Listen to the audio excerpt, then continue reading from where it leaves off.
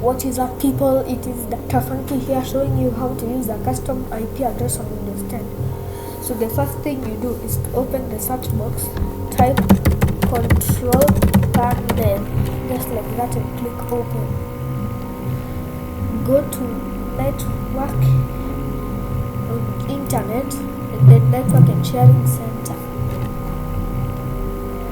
Then go to change adapter settings. Right click on your current network and click on properties. Then go to internet protocol version 4, click it and click on properties.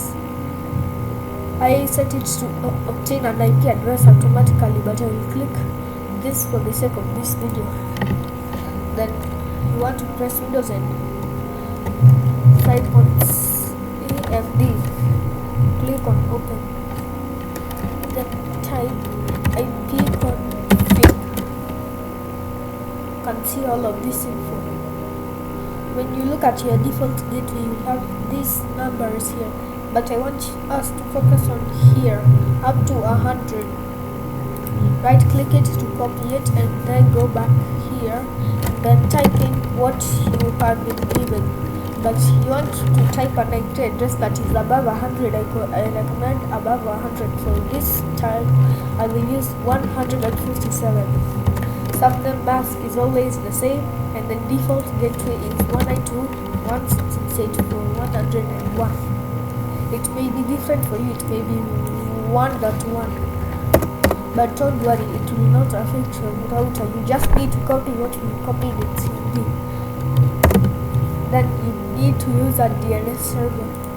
For me, I will use 199.9.9.9. Then you go. I will use Google for this one. 8888. Click on validate settings upon exit, and then click on OK. Click on close and then exit. If you see some window like this, just click on cancel. If you open up CMD and then type ipconfig /all, you should see 192.168.100.157, and then it will have a bracket called preferred.